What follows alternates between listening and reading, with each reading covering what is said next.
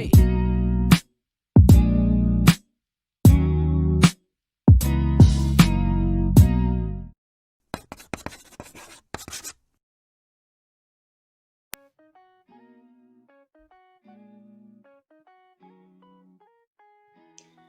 Melalui pendekatan proses diharapkan dapat membantu merancang sebuah tulisan agar tepat sasaran, sesuai tujuan penulis. Terdapat 4 unsur di dalam pendekatan proses ini, yaitu topik, apa yang akan dibahas, tujuan, apa yang akan dituliskan, jenis atau bentuk mana yang dipilih, pembaca sasaran, siapa pembaca yang dituju?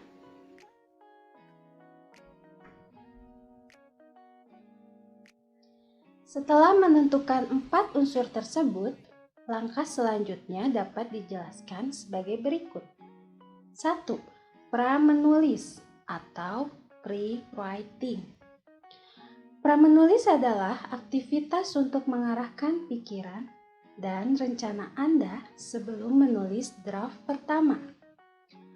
Hal-hal yang termasuk pra-menulis yaitu menetapkan tujuan penulisan, mengumpulkan informasi dan bahan tulisan, memilih bentuk tulisan, membuat perencanaan isi, menetapkan pembaca sasaran atau audiensi.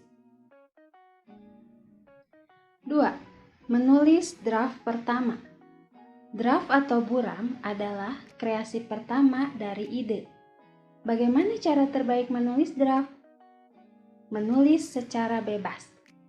Tuliskan apa yang Anda pikirkan dan rasakan langsung tanpa terbelenggu oleh peraturan-aturan penulisan.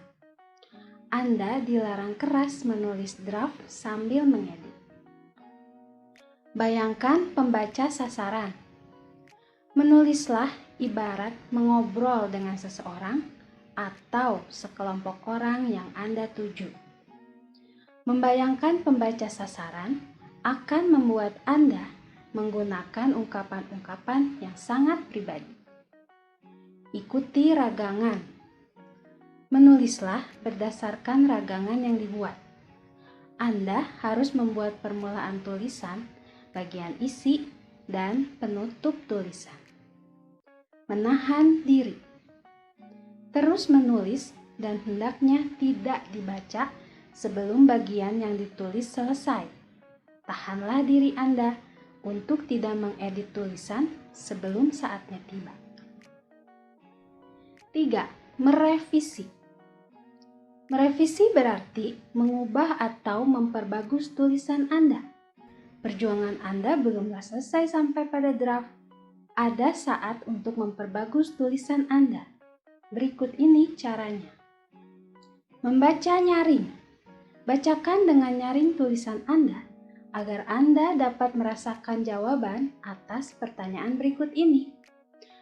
Apakah tulisan saya masuk akal? Apakah tulisan saya cukup mengandung data dan fakta? Beragih tulisan. Mintalah orang-orang yang Anda kenal untuk membaca draft pertama Anda. Bebaskan mereka untuk memberi komentar, termasuk kritik pedas. Melakukan perubahan. Draft berubah dari konsep awal. Tidak mengapa, demi mencapai tujuan penulisan Anda. Itulah gunanya revisi, agar tulisan Anda makin bertenaga. Ada bagian yang mungkin harus ditambahkan, harus dikurangi, bahkan harus diganti. 4. Mengedit atau editing. Anda punya kesempatan memperbaiki beberapa kesalahan di dalam teks pada saat editing. Temukan kesalahan tiap baris, apakah itu salah ketik, salah berbahasa, ataupun salah dalam penyajian data dan fakta. Pada saat mengedit, berfokuslah membaca dengan seksama draft Anda dengan cara mengecek kebenaran, editing silang, menimbang kembali tulisan, mempersiapkan draft akhir, dan koreksi proof. 5. Menerbitkan atau publishing. Saat terakhir adalah beragih atau sharing tulisan dengan menerbitkannya. Tentu kini Anda dapat melakukannya secara tercetak ataupun daring atau online. 6. Mempublikasikan tulisan. Pilih media yang tepat. Saat merencanakan tulisan, Anda memang sudah harus membayangkan media mana yang tepat untuk mempublikasikan tulisan Anda berdasarkan karakteristik pembaca sasaran yang Anda tuju. Ikuti syarat dan ketentuan. Setiap media memiliki syarat dan ketentuan berbeda-beda terkait tulisan. Anda harus mengikuti syarat dan ketentuan tersebut untuk memastikan tulisan dapat lolos dari segi fisik naskah.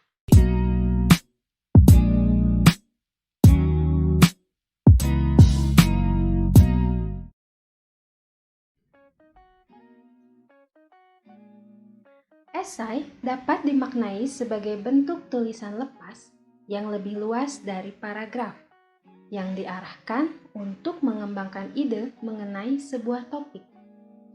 Esai memiliki 3 hal penting, yakni bagaimana mengeksplorasi area kajian dan menyampaikan penilaian mengenai sebuah isu, bagaimana merangkai argumen untuk mendukung penilaian tersebut berdasarkan pada nalar dan bukti, dan bagaimana menghasilkan esai yang menarik dan memiliki struktur koheren. Struktur esai terdiri atas 3 bagian. 1. Paragraf pendahuluan. Paragraf pendahuluan ialah paragraf pertama yang digunakan untuk mengawali sebuah esai. 2. Paragraf pengembang. Paragraf pengembang dalam esai disebut paragraf batang tubuh. Paragraf batang tubuh menjelaskan dan menguraikan pernyataan topik yang disampaikan pada paragraf pendahuluan. 3. Paragraf penyimpul. Paragraf terakhir dari sebuah esai disebut paragraf penutup atau penyimpul. Paragraf penyimpul dapat diperoleh dengan menulis ringkasan mengenai hal-hal yang sangat penting yang dibahas dalam paragraf-paragraf batang tubuh esai.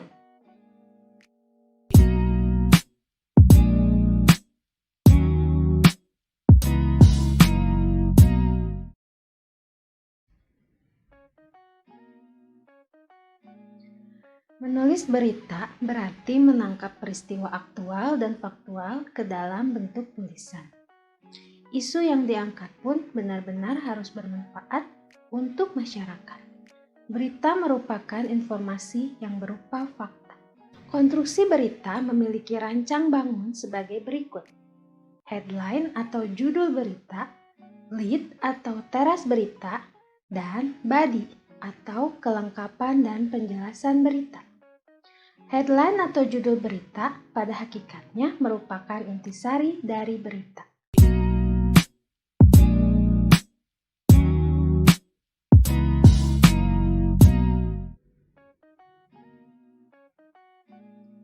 Prosa merupakan karangan bebas, bentuk karangan yang tidak terikat oleh bait, banyak baris dalam satu bait, banyak suku kata dalam satu baris, dan tidak terikat oleh sajak. Selanjutnya, ciri kedua prosa adalah sasaran garapannya yang lebih faktual dan objektif.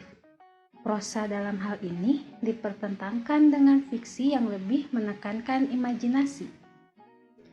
Terdapat 4 jenis prosa, yakni 1. Prosa naratif.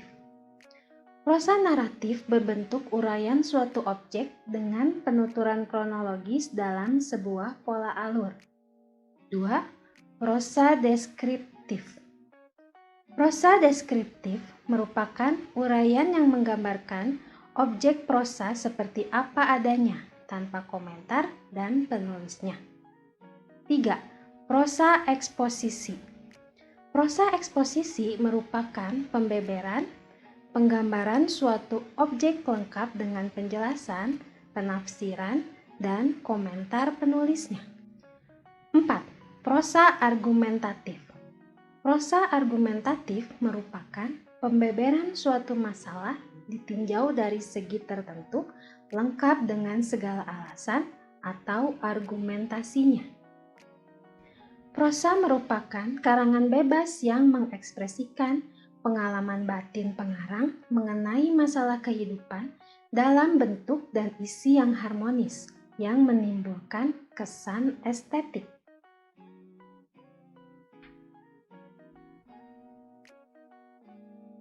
Demikian video pembelajaran proses dan praktik menulis esai, berita, dan prosa. Model pembelajaran menulis kreatif pada era adaptasi kebiasaan baru. Sekian dan terima kasih. Terus semangat menulis teman-teman.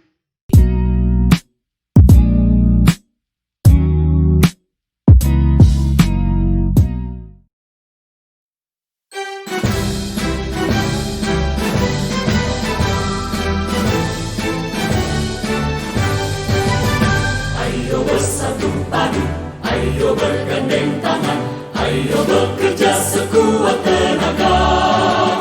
Tingkatkan persatuan, kembangkan pendidikan, agar masyarakat